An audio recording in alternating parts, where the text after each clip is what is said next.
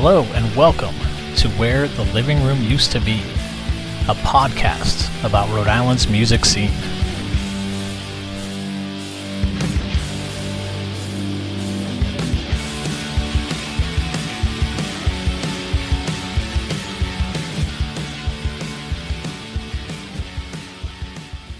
Hey everyone, it's James. This episode has Aaron Jaehnig sharing a story of how a wild night at the living room led to a surprising experience at Union Station Brewery about 20 years later. Plus, we talk about the advice he'd give a person looking to enter the music business, especially those in a position of management. And then we cover why he diverted away from the conventional path in life and the people that truly inspire him as well.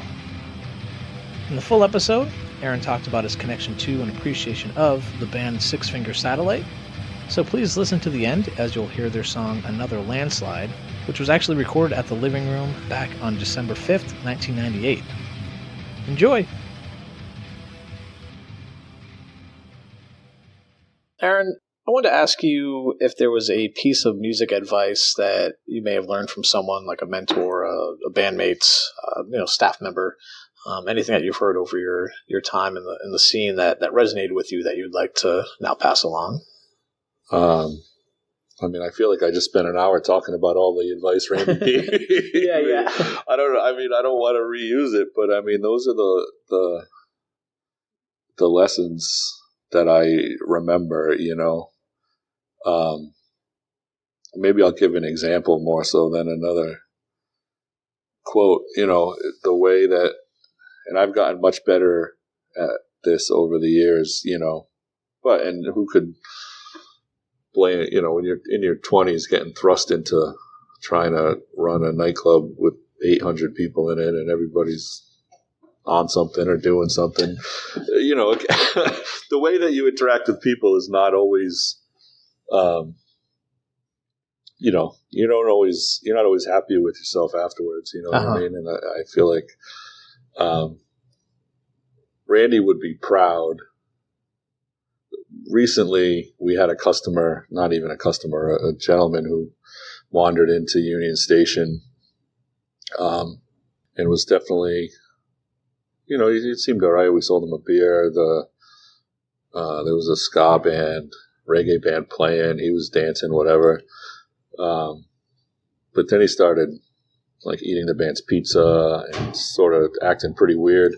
He went in the bathroom and was in there for a little while. I went in to check on him, and he had his shirt off and was sort of bathing in the sink. And then, when I asked him if he was all right, said he was, trying to wash the bugs off that were crawling all over him. It was sort of and then as he saw me kind of like watching what he was doing, got nervous, and he pulled this shank out of his pocket.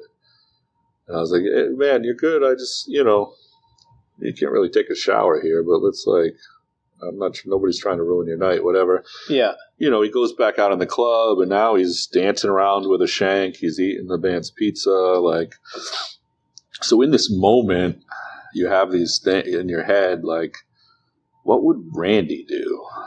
Because that's what I go back to so many times. When I'm thinking about, what he said about booking shows and how he went about that, giving people a chance and throwing shit against the wall.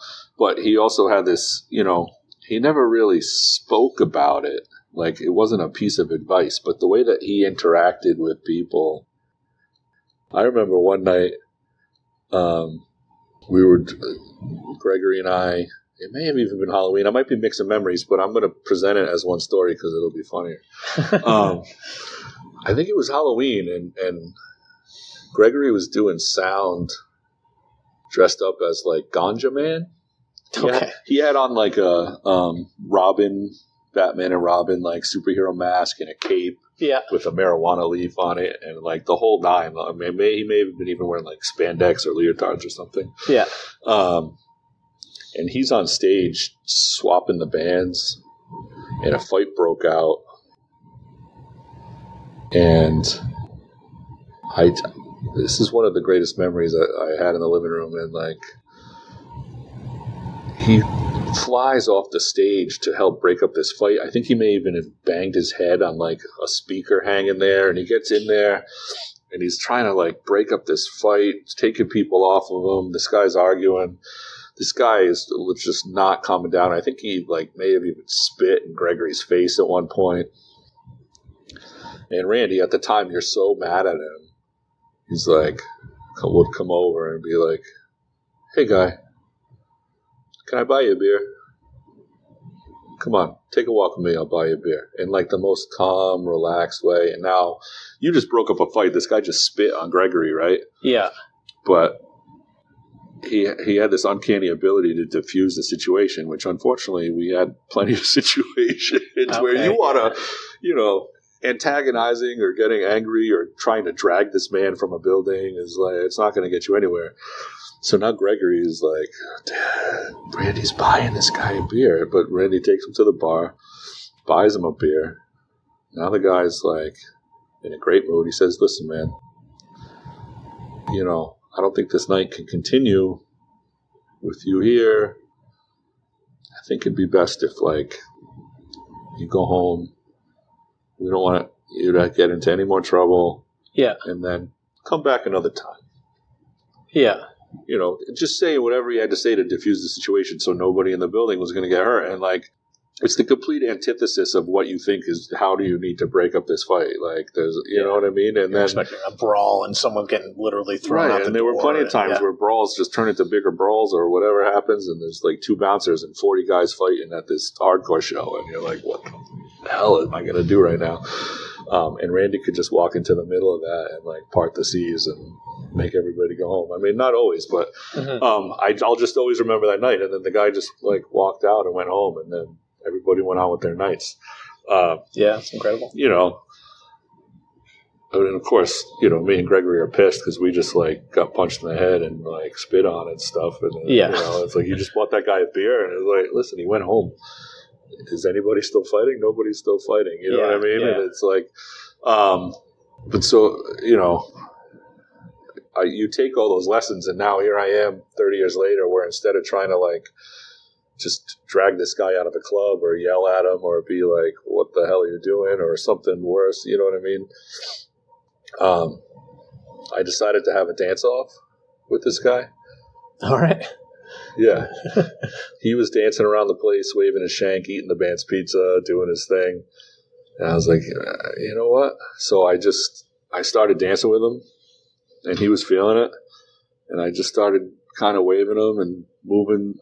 We literally danced almost to Kennedy Plaza, and got him out of the club and out of Union Station. And then you think back, and it's like there were plenty of times where I would have made decisions over the years where trying to diffuse a situation like that would have only made it worse. You know what I mean? And you think about watching how Randy did stuff like that, and you try to emulate it, and it's like, oh, I think I actually know what I'm doing. Yeah. You know what I mean? This like guy's instinctually calm. Yeah. Yeah, and now I have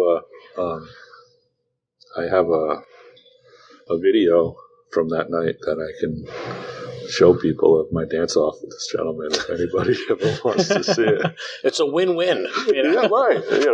I got to dance, and then the guy with the shank left without incident. It was. Does Annie know this? I'm sure Annie will. Well, I showed her the video. Oh, okay, all right. She loved it. Because you were dancing with a guy with a shank, She loved it. I mean, it's like, what's the other option? You just like yell at the guy and then he shanks you. You know what I mean? Yeah, or whatever. Yeah, some authority comes in and he just freaks out or whatever. Yeah. But, so any of the like verbal advice specifically I got from Randy, I think I covered in the other part. But there's stuff that you realize later, like, I do still go back to like, in this situation right now, what would Randy do? And it still gets you there. Yeah, it's cool.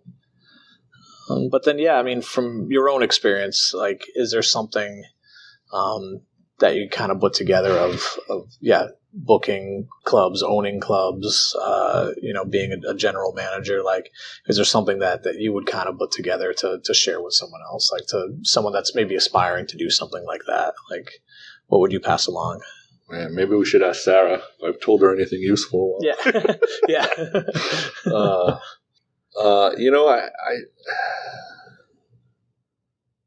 I've definitely learned to bring that energy. I think being a good leader or someone who's, a manager of people, whether they be people that are working with you or people that are in a full room getting drunk, in one way or another, you're managing people. Mm-hmm. And I think the thing I've learned over the years is that, I guess it's the same story. You just you have to meet people where they're at, even running a restaurant, I've learned, and this is stuff too that started at the living room, because we were all in our early 20s. Some of those guys, after Randy got in the accident, or especially after Randy passed away, there was we were all in our early 20s, barely, some of us, you know mm-hmm. what I mean? And filling that club every night with sometimes hundreds and hundreds of people, and you're trying to figure out how to keep that going without the whole thing falling apart. And back then, sometimes you respond to those situations with anger in ways that you shouldn't have. And I've definitely gotten a lot better at realizing that that's not a useful way to interact with people, especially if you want them to respect you or continue to work with you. And then in the same respect, you have to respect the team. You know what I mean? Because at the end of the day, like I said before, I'm the one booking the shows. I'm not playing the songs. I'm mm-hmm. the one building the schedule, but I'm not the one pouring the drinks anymore. You know what I mean? It's, I think you have to give space to people, and people make mistakes. People make wrong decisions. My advice would be to work with them rather than respond in a way that's going to make it more difficult for you all to come back tomorrow and work together. You know mm-hmm. what I mean? Because there's been plenty of times where I made that decision and it never works out the right way. And that's what this community, that's, people, my memories of the living room. Yeah. You know what? I accidentally booked the Jonas Brothers once, or we did all of these amazing shows with Atmosphere and High on Fire and, whatever. The bands that came through there, I could spend the whole day talking about, you know what I mean? Mm-hmm. But the things you think back about is like I talked about Adam earlier, the weird kid from Coventry doing this music comedy act who became a friend and a band member, and mm-hmm. going to each other's weddings and celebrating actual life with, you know what I mean? I've realized that, it's not, you're curating the experience for everyone else is what we get paid for, right? That's how we make our living. But the way you make that easier for everybody involved is to build a community, mm-hmm. with the people you're working with. That was actually Adam actually was learning to be a sound guy at the living room. And the night we ended up getting shut down, the next day was supposed to be his first night doing sound on his own at the living room. Oh, really?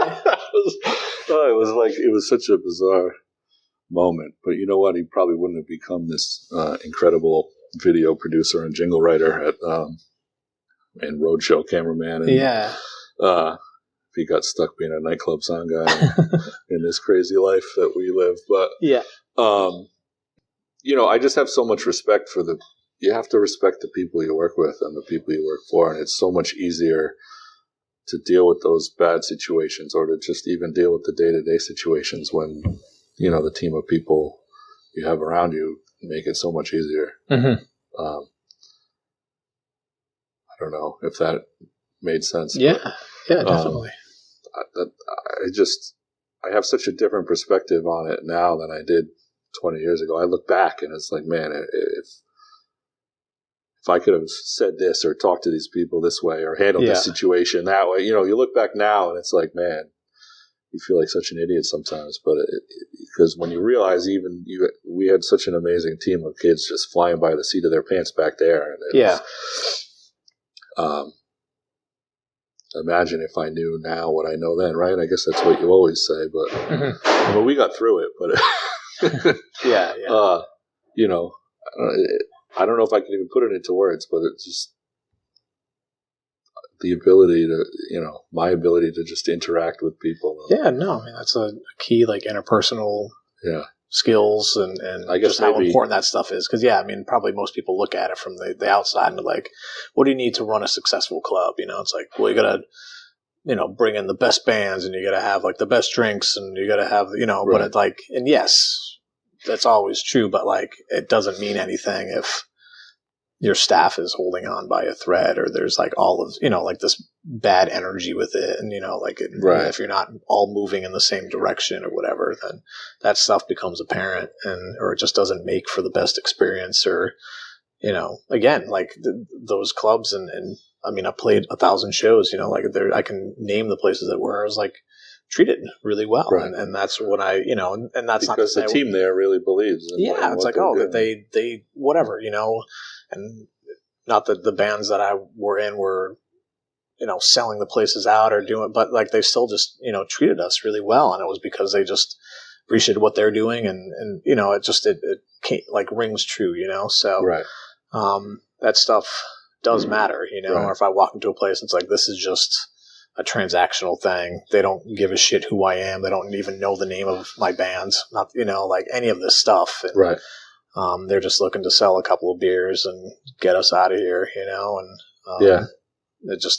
it's not fun, No, that's exactly what I was trying to say. It's it took me to my 40s to realize that be nice to people. It's I'm glad I got there. Yeah, absolutely. Yeah.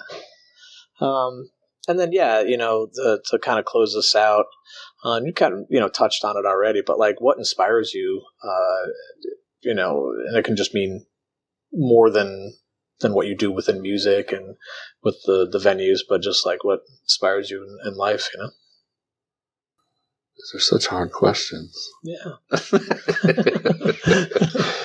I mean, at this point, and like you said, I'm going to, like, go right back on what you just said and make it transactional, but I guess it's not really. Having a family, which is something a position I never thought I would be in. I was in my mid-30s trucking along, just about to open a nightclub. Mm-hmm.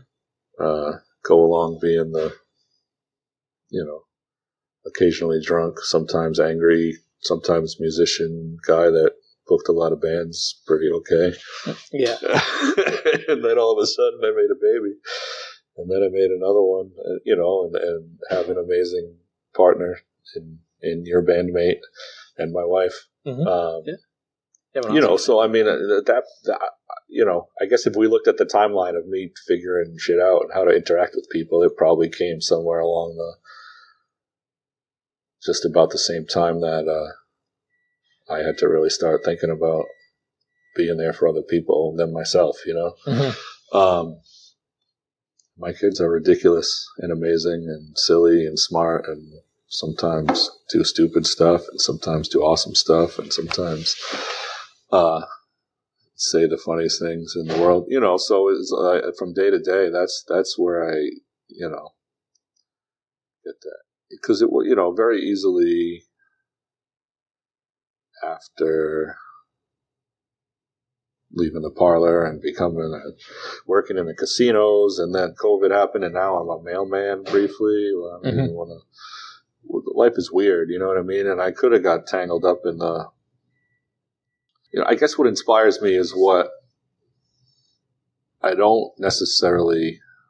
Because sometimes you get in that situation and now you're just a cubicle jockey, or you're taking on something in order to just feed the family that's going to make you miserable. But I guess what inspires me is just, like, trying to be an example for my kids that you can enjoy life and still do the thing you love and do the thing that you dreamed of doing and be hopefully a quality parent that can, support your kids. And, not that my father was a miserable person or didn't find joy in life or things like that, but it's like sometimes you watch people, and he did, and everything I have is because of his hard work. But I watched him wake up at 5 a.m. every day, come home 10 hours later, exhausted, and fall asleep on the couch watching reruns of,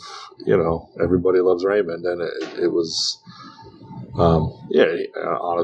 he coached Little League. He was an amazing coach and an amazing parent. But it's like, and not even that he didn't find joy in his life. He loved being an engineer. But I guess what I'm saying is I watched, I didn't want to just commute from the suburbs to a building and stay there for 10 hours a day at a desk and come home just because I felt the obligation to take care of my family, right? And so I kind of take that responsibility to my family to inspire me, to show them that you can have it all, right? I mean, because here I am still booking bands, hopefully listening to music 300 times a year and eating barbecue every day. You know what I mean? Yeah. Right? I don't know. I think. Yeah. Did that make sense? Oh yeah. No, I mean it's definitely something that I've noticed is my experience was that a lot of people don't do what we do, and after high school I went and didn't go to college, and I played in a band and did some other stuff, and a lot of people don't do that. Even people that do play music, it's tough. It's tough to make that choice. And I just feel the same way too, that I just want to show my kids that you can do other things, that you can, we do a lot of stuff with our kids, and a lot of other friends and family are you're doing what? You're taking your 6-month-old to a music festival. It's why not? Sure. We're doing this stuff, or we're flying here, we're going and try, just doing these things that can kind of go against what is the conventional American life, just because it's, it is, it's an easier thing to have that 9-to-5 job or whatever else it can be, or that, my dad worked in a sandpaper factory, and it was very similar of gone early morning, come back tired. I still remember the last day of vacation, his whole mood would change, even though he's still on vacation and not working, because he knew he had to go to work the next day. Right. That's how depressing his job was, and how gross. But from that, it was just such an example of just going and doing these things and working hard, And I shouldn't sell my folks short. Amongst building nuclear submarines for 50 years and doing the grind in a way that didn't appeal to me. Yeah. My parents, we went to the Nelson Mandela Freedom concert at the Hatshell in Boston and watched Paul Simon and Ladysmith Black Mambazo and Jackson Brown, and now all of a sudden Nelson Mandela's speaking, and I'm 12 years old. As much as we live the suburban, sheltered white American life, I have to thank them for not just leaving me in that, but in that well. It's looking back and just seeing that there's other purposes. So, you are a tremendously important person in Rhode Island's music history, and continue to be and will always be, so it's just, thank you for saying. No, you are, so it's just that type of thing. And I can just see myself that doing my father's path wouldn't have allowed me to do this other thing of hopefully impacting people's lives in a more positive way and doing some things that are useful to other people, So I don't know what any of that stuff means, or if there's anything with that, but it's just there's just different plans for other people, and it just, having the strength and honestly just the support. My parents were incredible. They didn't understand why that my parents aren't musicians at all either, and I was banging on drums horribly, and they're go for it, they've just allowed me to kind of make these mistakes, if you want to call them that, to kind of lead me here, go through that, being so broke that I didn't have enough money to get on the bus to go to work, and they're we'll send you some money so you can get to work, man, that kind of stuff, but just being at those places in life to now where things are not that, I'm not so worried about what the next meal or how am I going to pay my rent. And it's, thanks to all my friends that have supported me, as a musician, letting us crash and Mark Lambert is that with, and Caleb Cabral was a huge support. But yeah, well, I mean, Mark is a huge inspiration to me because as someone who, I was at the parlor, it was my job. Like, Mhm. I mean, I appreciate you saying all those nice things, but like, I've been able to be part of the music scene along this whole way because I've also been able to make it into a job. I mean, the thing that really impresses me and inspires me, though, is to watch people who are so unbelievably supportive. You got 2 kids, a full-time, high-stress 40-hour job, and you're still showing up on Monday night because your friend posted they were going to open mic, or because you just want to check in. You heard something bad happened at the club the night before, and you just want to go make sure Gregory's okay or something. I mean, with no benefit, and there's benefit for me to show up to the venue every night. I work here, you know what I mean? Like, I can't take the kind of credit for keeping the scene alive that people that just do it because it's who they are. It doesn't even, and it's effortless. It's people like Mark. It's like, dude, how do you find time to play music twice a week, practice with a band, raise your family, take your kids places, buy the groceries, go to work 40 hours, and then you're still showing up. Put out your own records. You're right. And then go see another band. So, I mean, and I'm not just saying this nice stuff because I said all that mean stuff in the music video, but trying to equal it out, it's but and then I feel the same way. Like, he is a person that truly inspires me as well, and people like that. The cool thing about the Rhode Island scene is that it's not just Mark; that there's a lot of other examples. He's definitely not the only one. But yeah, just those people that when you look at it in the logical sense. You're like, why? It makes no sense that you're here being this supportive and this invested in this crazy music scene that we have, that have been able to keep going. And that's why it still exists. I mean, sure, there's people who make the spaces available and sure, I can book bands, but none of it's going to exist without the people who without those bands are way more invested in it than I am and supporting it every day. Yeah. And that's, and my mother's so supportive, she'll probably end up listening to this. And, but going back to what I was saying before, like, she thinks she's going to wake up one day and I'm going to be a successful lawyer still. You know what I mean? It's just, that's just not the path we're on. And, it's, I guess that's I feel lucky to be able to be on this path and still be able to, pay my mortgage and feed my kids.